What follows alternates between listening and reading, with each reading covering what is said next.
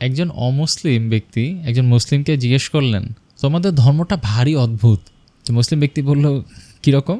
এই যে তোমাদের ধর্মে শিরকের কোনো মাফ নেই, আল্লাহ তাআলা শিরক ব্যতীত যে কোনো গুনাহই ক্ষমা করে দিবেন। তো মুসলিম ব্যক্তি বলল, হ্যাঁ। তো অমুসলিম ব্যক্তিটি বলল, এই ব্যাপারটা কেমন হলো?